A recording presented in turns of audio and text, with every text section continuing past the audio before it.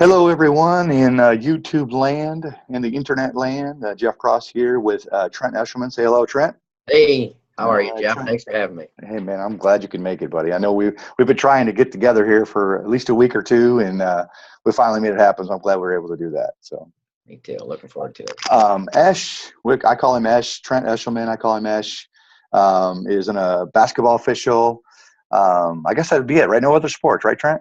It's funny you bring that up because just this summer I did apply and am registered in baseball, but have not worked a game. And for all those of you out in YouTube land, I'm a year away, so don't call me yet for baseball. That's right. Yeah, yeah. Well, As Jay and Cole move on, and I'm not so involved in baseball with them, I may jump into that a little bit. So. awesome. Well, don't worry. There's only like 24 people watching, so in the YouTube land, so we might be Yeah. safe. So, All right, good deal.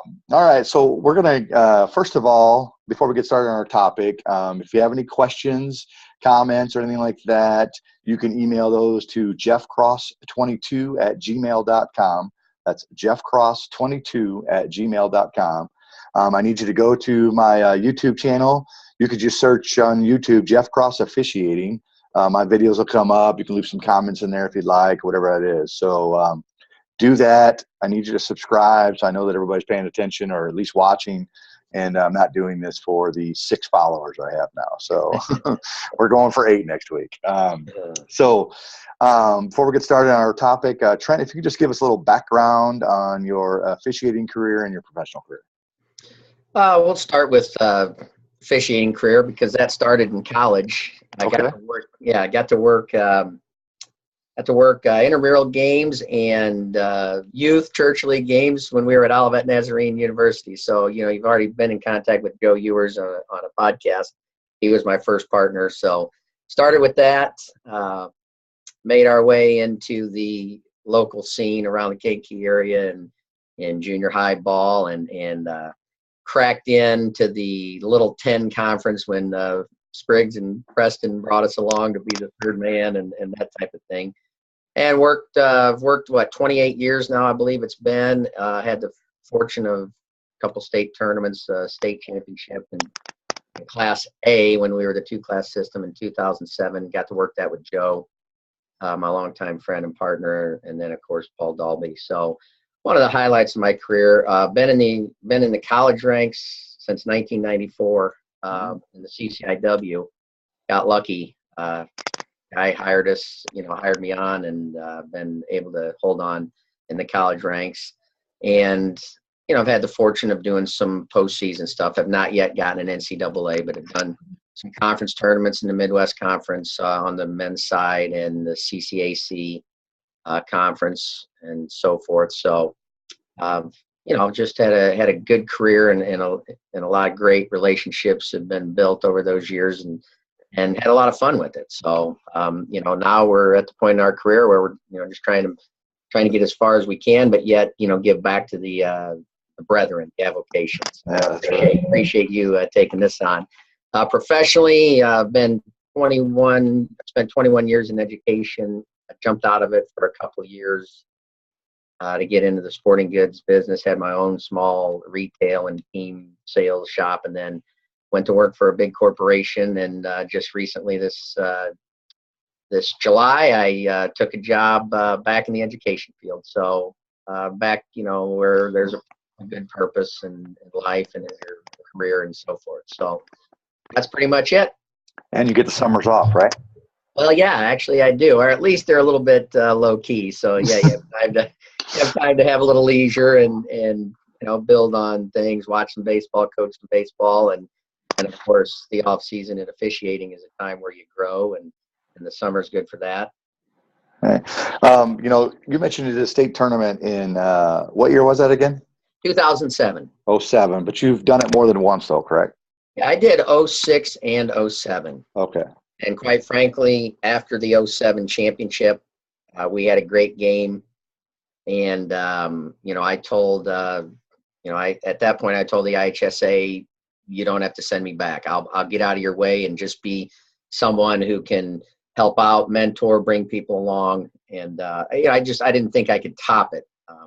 having been somewhat away from high school officiating for a few years because of boys playing, I may aspire to jump back in and see if I can't pursue a 3A, 4A type scenario. But at this point, couldn't top it. End of the 2-class system, packed house. They had the 100 Legends of basketball there that weekend.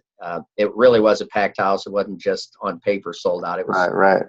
And when we came in the locker room after that game, the executive director, Marty Hickman, high-fived us and said, no one will ever remember who officiated that game. So that's good. That's awesome. That was a great compliment and a way to, kind of go out. And I've worked several postseason assignments. Again, I'm kind of a fill-in. I offer myself up where they need me, and if we need to bring a young crew along, I'll work a regional at some level. And if somebody gets sick, I go do a sectional game. Life is good. So right. So so you're saying that you've worked high school basketball and college basketball at the same time, correct? Correct. Okay. So just give me a little bit of insight there on the challenges that you face, and maybe how you overcame those, and some of the things that, because there's a lot of people out there that they're still teetering. Don't necessarily have that full college schedule, or working multiple Division III conferences and still working high school. Just tell me a little bit about that and the challenges that you faced, and what helped you go overcome those. Well, the first challenge is obviously the rules differences, and those college supervisors are very adamant that you don't apply a high school rule to a college game. Yeah.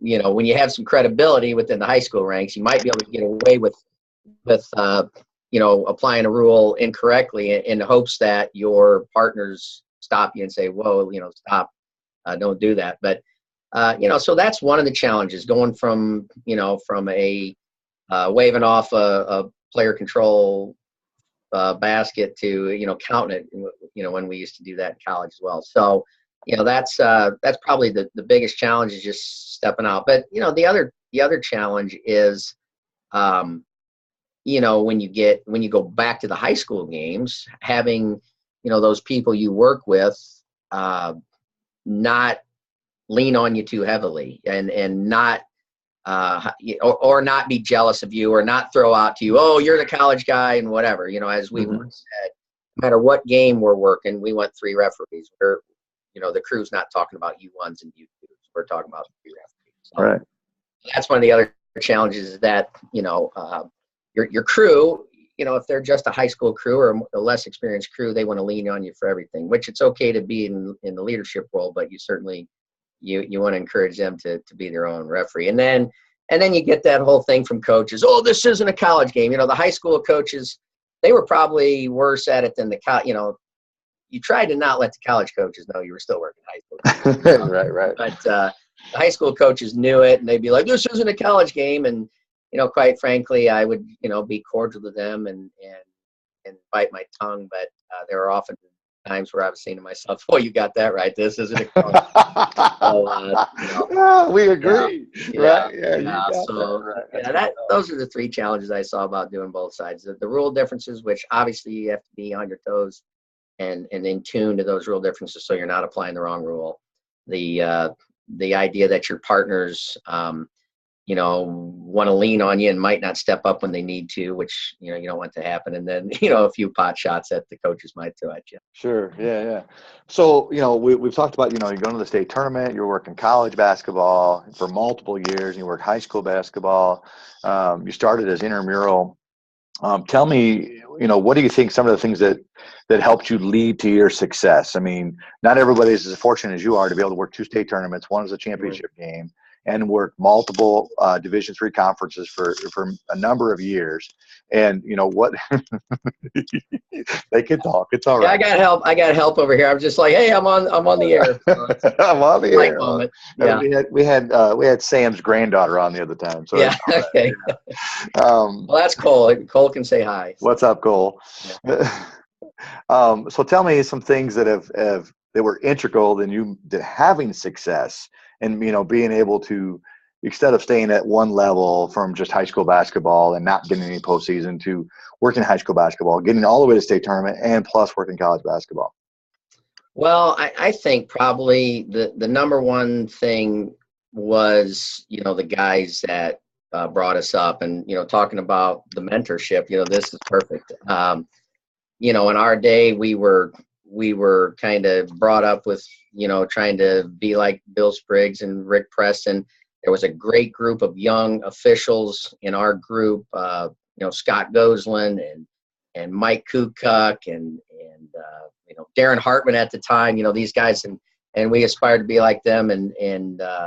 So, just having good people around you that supported you. I had heard at that time that there were situations where guys were backstabbing each other, and quite frankly, maybe I'm too dumb to know or too dumb to tell, but I've never had that in my career where guys, didn't want to bring us along. With the mentors like Bill and Rick, they were tough on us. They didn't tell us what we wanted to hear. They told us what we had to hear. And I go back to a story one time where I had to go work a varsity game because Bill had a college game, and he calls me and on Wednesday night and says, "Are you open on Friday night?" And I said, "Yeah, I'm open." He goes, "Oh, I thought you were." And of course Rick takes me along, and we go to Morris High School, and we have a very tough game, and he makes me be the referee, and the clock goes out in the game, and he stands there and holds the ball at the free throw line and kind of waves me like, "Hey, get to the table and handle this." So, having those guys that, are they trust you enough to have you on their crew, but they're not, and again, they're not going to let you off the hook. Right. They're going to protect you. They're going to make sure you don't mess it up, but they're going to, push you out there and have the confidence in you to get it done. So that's a big part of, the initial success. And again, I was just a hardworking guy. I'm not tooting my own horn, but, whenever I got into officiating, I was watching games. When I was watching an ESPN game, I was watching the officials.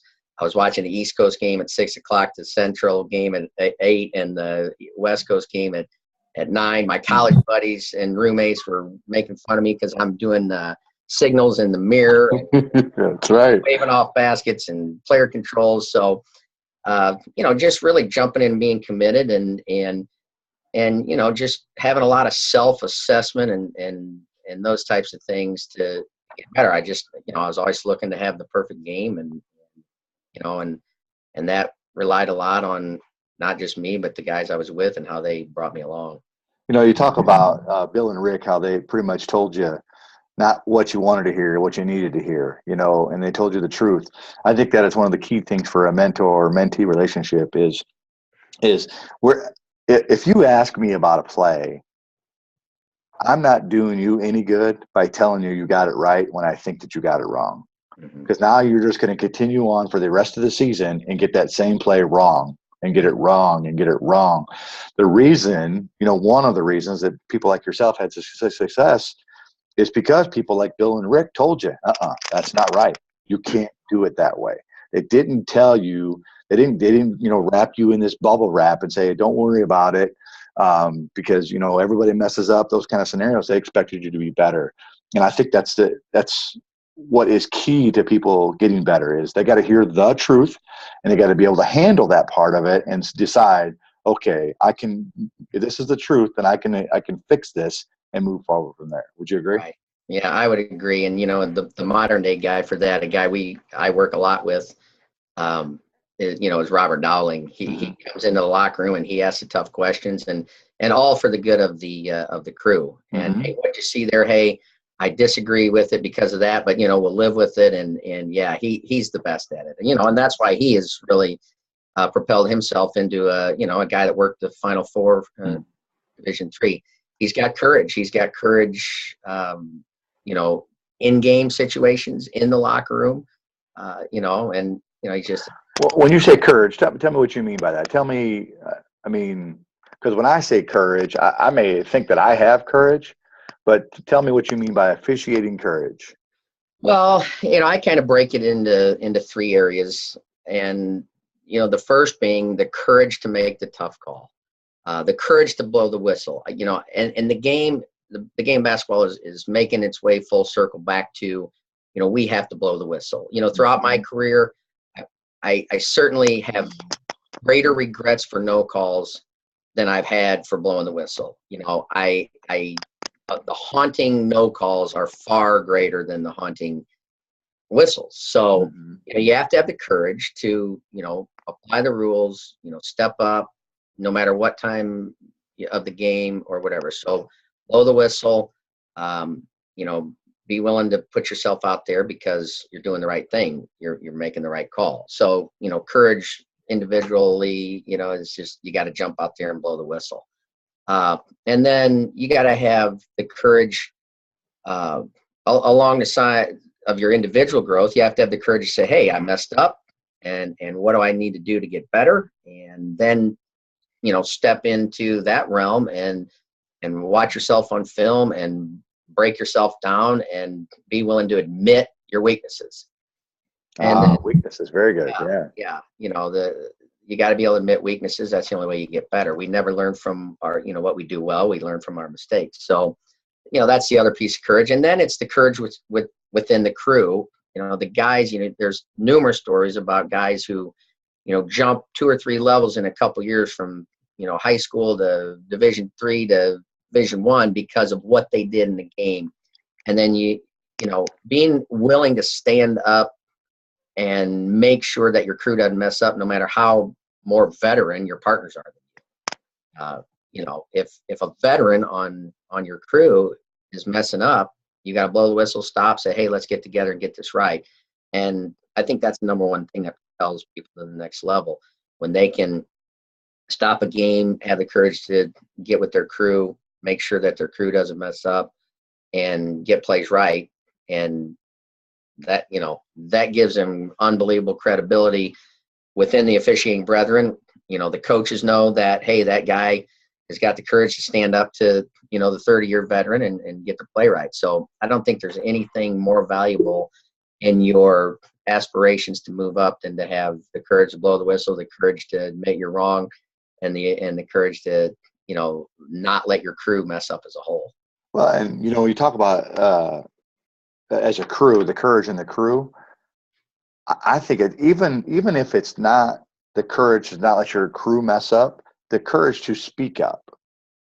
Let's just speak up. Have the courage to say something within the crew that maybe will get the crew off that, as my buddy Randy says, the rabbit hole of death. We go down that. If we don't have the courage to speak up, at least speak up, and then let them hear you. And then if you could convince them with your rules knowledge and things like that, yeah, listen, I got the courage to admit that I missed this call just 2 weeks ago, and I looked it up in the rule book, and that's how we're getting there. All those things come into play. Don't necessarily have to have the courage, because I see officials that they have the courage. They don't come in and say something because they didn't have the courage, because they didn't quite know the rule like they thought they should know it, so they said nothing. And I tell people all the time, if there's 3 of us out there, and Trent knows 80% of the rule, Sam knows 10% of the rule, and I know the last 10%, you just put us at 100%. Amen. Even though I didn't know the whole rule, I knew 10% of that rule to put us at 100%. And, we can just take away that doubt. So just have the courage to speak up, not necessarily to go, I don't know what I'm trying to say at the game. I just want to speak up and tell you what I know. This is what I know. I know the ball hit the rim. I know White touched it last with her left hand, whatever. That's what I know. Now we can piece the rest of it together afterwards. Yeah, that's a great point. I'm going to use that. I appreciate it. I'll send you 99 cents, man. There you go. So just, you've talked about Bill and Rick. We've talked about courage. We're going to wrap up here in just a few minutes, but besides those 2, who else set that standard for you? I know Bill and Rick really put a big chunk into your standard of succeeding, but is there someone else that, maybe that you weren't really close to, like Bill and Rick, that set a standard for you that kind of helped you move on? Yeah, there were several, Division I guys that I had the opportunity to work with, and took us under their wings and showed us the way. And they'd talk about a big game at Illinois Wesleyan and Millikan, and they'd be like, man, this is as close as it gets. It's not Division I maybe caliber of play, but it's Division I intensity and that type of thing. So there were several Division I guys, Tom O'Neill and some of those guys. But one of the guys I really like to mention is is Phil Robinson. He was our assigner for the CCIW for several years, and he did a great job assigning as he rode along with crews and those types of things, and he talked about what to do and what not to do, and one of the things he always said was get out there, work your game, be strong, blow the whistle, keep your mouth shut and your ears open.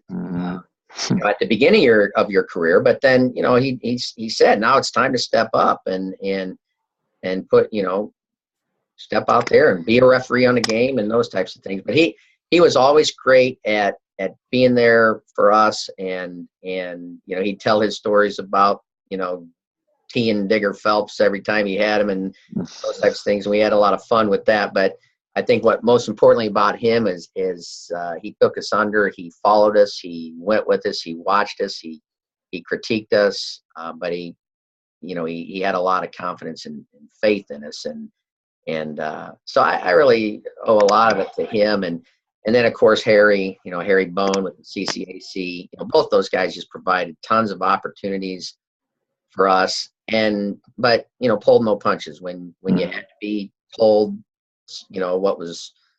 what you did wrong, you did it. And in return, if we make a mistake, we'll call in that supervisor and say, hey, we made a mistake tonight. Here's what happened. Here's how we handled it. And they support you and say, well, you don't do it again, but we got your back. We know what happened, and you handled it the best you could. So, I don't know if you know this or not, but I have plenty of mentors and people that have helped me through to get to where I'm at. And you and Joe were key to that. I don't know if you remember the time that we were at Tri-Point. I think we were. You know what? It wasn't Tri-Point. Let me think about this for a second. It might have been Iroquois West. It was at Iroquois West, and I was coming along just to watch you guys work. I maybe was even going to work the JV game or something along that lines, but somehow something happened. I don't know what it was. Somebody didn't show. They said, oh, maybe you were just going to work 2-person, and I was just going to work the JV game. And the AD said, hey, if you guys want to work 3, you can work 3. That's fine by us. And I barely got the tags off my pants. That's how new I am. I got no business doing this game. And I remember, you and Joe saying, well, Jeff, do you want to work 3-person? I'm like, well, yeah, I do. And I had the courage to be able to say, yes, I do. And I call it being in the wake. I'm sorry, not the wake, the drop, being in the drop. So when you're in that drop, which basically is the point of no return, you're in it. There's nothing's going to suck you up and take you away. You have to deal with it. It's fight or flight, right? Yeah. So I have to either fight or I'm going to sink up. And you put me into a fight or flight mode, and I was able to fight. And if it wasn't for you and Joe, and obviously other people, but that is one of the things that always sticks in my head.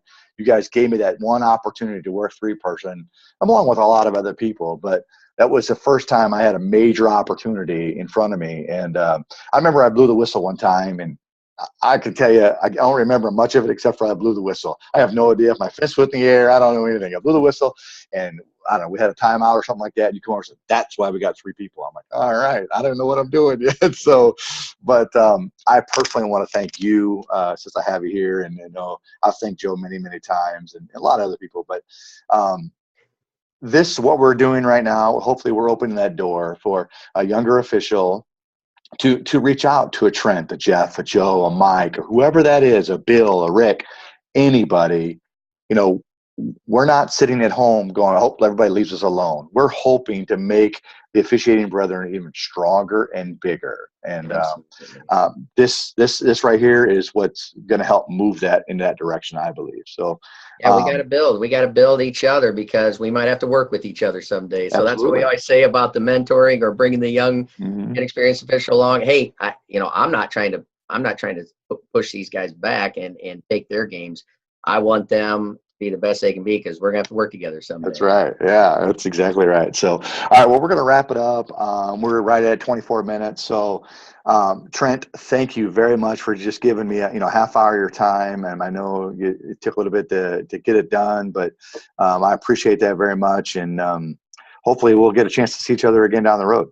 I'm sure we will. You know, that's the pleasure's all mine. And we got one job to do, and that's get it right. That's right. We will do that. All right, guys. YouTube. Search Jeff Cross officiating on YouTube. Email me at jeffcross22gmail.com. Or make sure if you do go to YouTube, make sure you hit the subscribe button so that way you get a notification every time I put something on. So, all right, guys. Until next time, we'll talk to you soon. See you, Trent. See ya.